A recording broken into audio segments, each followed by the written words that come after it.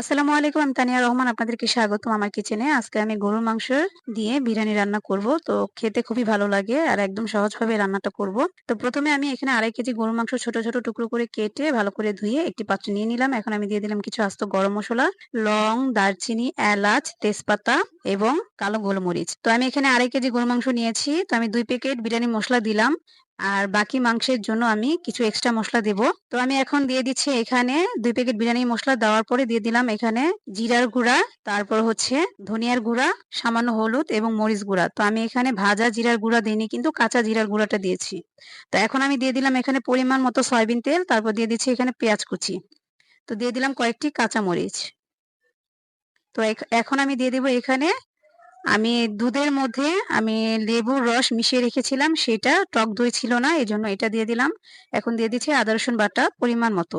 তো এখন আমি মাংসগুলোকে ভালো করে মেখে নেব। মেখে নিয়ে তারপর আমি চলে যাব চুলায়। তো এই তো ভালো করে আমি মেখে নিয়েছি। সামান্য একটু পানি দিয়ে দিলাম হাতটা ধুয়ে। তো আপনাদের কারো কাছে যদি আমার ভিডিও ভালো লেগে থাকে তাহলে লাইক কমেন্ট করে দিবেন।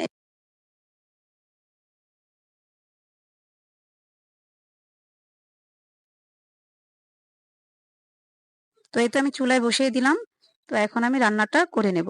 তো মাংসটাকে আমি ভালো করে সিদ্ধ করে রান্না করে নেব। তো এখানে আমি এক্সট্রা কোনো পানি দেব না। মাংস থেকে যে পানিটা উঠবে সেই পানি দিয়েই কিন্তু এই মাংসটা রান্না হয়ে যাবে।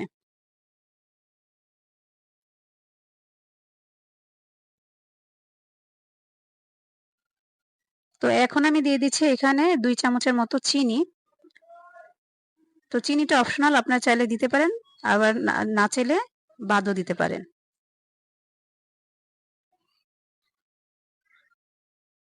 তো আমি মাংসটাকে এভাবেই কষিয়ে নেব খুব সুন্দর করে, যতক্ষণ পর্যন্ত মাংসটা ভালো করে সিদ্ধ না হয়ে যাচ্ছে এবং কালারটা চেঞ্জ না হয়ে যাচ্ছে, ততক্ষণ পর্যন্ত মাংসটাকে আমি এভাবেই কষিয়ে নেব। তো চুলার আঁচটা কিন্তু আমি কমিয়ে রেখেছি, তারপর কিন্তু মাংসটাকে কষিয়ে নিচ্ছি। যখন মাংসটা আমার ভালো করে কষানো হয়ে যাবে, আমি নামানোর কিছুক্ষণ আগে আমি এখানে দিয়ে দিলাম পেঁয়াজ বেরেস্তা। তো পেঁয়াজ বেরেস্তা দেওয়ার পরে আমি আবারও নেড়েচেড়ে নিচ্ছি এবং আরো কিছুক্ষণ কষিয়ে নেব।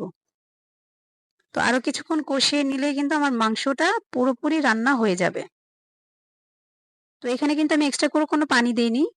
মাংস থেকে যে পানিটা উঠেছে সেই পানিতেই কিন্তু এই মাংসটা সম্পূর্ণ রান্না করে নিয়েছি। এই তো দেখতে পাচ্ছেন কত সুন্দর হয়েছে। একদম ভুনা, ভুনা হয়ে গিয়েছে। তো এখন আমি চুলা থেকে নামিয়ে নেব। তো এবার আমি চুলায় আরেকটি পাত্র বসিয়ে দিলাম। এখন আমি বিরিয়ানির জন্য রাইসটা এখানে রান্না করব। তো দিয়ে দিলাম পরিমাণ মতো সয়াবিন তেল, দিয়ে দিলাম ২ চামচের মতো ঘি, এবার দিয়ে দিলাম ২ টুকরো দারচিনি এবং ২ টুকরো এলাচ। তো আমি মাংস কিন্তু সম্পূর্ণ এখানে দেব না। আমি ২.৫ কেজি যেহেতু মাংস নিয়েছি, তো এখানে আমি ১ কেজির মতো পোলার চাল নিয়েছি। তো আমি অর্ধেকটা মাংস দিয়ে আমি এখানে রান্না করব আর বাকি অর্ধেকটা আমি রেখে দেব ডিপে।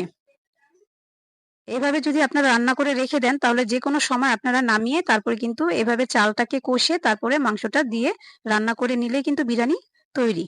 তো আমি সেজন্য আজকে অর্ধেকটা রান্না করব আর বাকি অর্ধেকটা ডিপে রেখে দেব। অন্যদিন আমি এটাকে নামিয়ে তারপরে রান্না করে নেব। তো এখানে আমি স্বাদ মতো লবণ দিয়ে দিলাম। তো আমি এখন ভালো করে চালটাকে কষিয়ে নিচ্ছি। আমি কিন্তু এখানে ১ কেজি চাল নিয়েছি। তো চালটাকে কিন্তু আমি ভালো করে ধুয়ে পানি ঝরিয়ে নিয়েছিলাম। তারপর হচ্ছে এখন আমি চালটাকে ভালো করে এখানে কষিয়ে নিলাম। মানে ভেজে নিলাম চালটাকে। ভালো করে চালটাকে ভেজে নিলাম। এখন আমি এখানে গরম পানি দিয়ে দিলাম। তো ১ কেজি চাল যেহেতু নিয়েছি, আমি ১ কেজি চালের জন্য পানি দিয়েছি ৭ কাপ এবং দুধ দিয়েছি ১ কাপ। তো টোটাল এখানে আমি সবকিছু মিলে দিয়েছি ৮ কাপের মতো দুধ এবং পানি। তো এখন আমি কিছুক্ষণ রান্না করে নিব। রান্না করে নেয়ার পরে যখন পানিটা শুকিয়ে আসবে, তখন আমি মাংসগুলোকে দিয়ে দিব। তো অর্ধেকটা মাংস কিন্তু আমি এখানে দিয়ে দিচ্ছি। দিয়ে দেওয়ার পরে আমি ভালো করে নেড়েচেড়ে তারপরে মাংসটাকে দমে, মানে বিরিয়ানিটাকে দমে বসিয়ে রাখবো।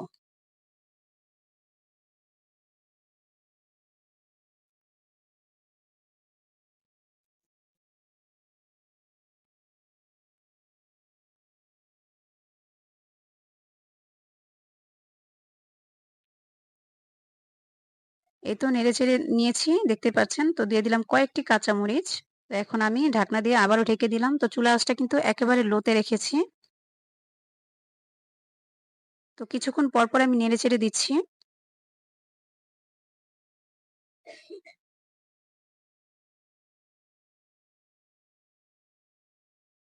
তো এখন আমি উপর থেকে দিয়ে দিচ্ছি কেওড়া জল।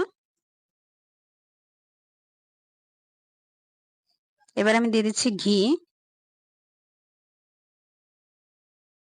তো এখন আমি দিয়ে দিব পেঁয়াজ বেরেস্তা।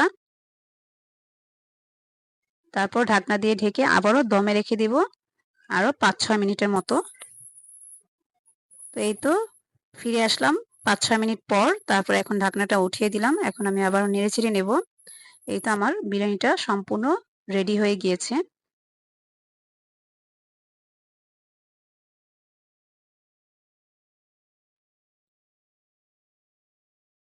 তো ঢাকনা দিয়ে ঢেকে রেখেছিলাম নেড়েচেড়ে। তো আমি কিছুক্ষণ পর আবার ফিরে এসেছি ২-৩ মিনিট পরে। তো এখন আমি চুলাটা অফ করে দিয়েছি। আমার বিরিয়ানিটা সম্পূর্ণ রেডি। তো এখন আমি পরিবেশন করে নেব। তো দেখতেই পাচ্ছেন কতটা লোভনীয় হয়েছে। আর এভাবে চাইলে আপনারা যেকোনো সময় রান্না করে খেতে পারবেন।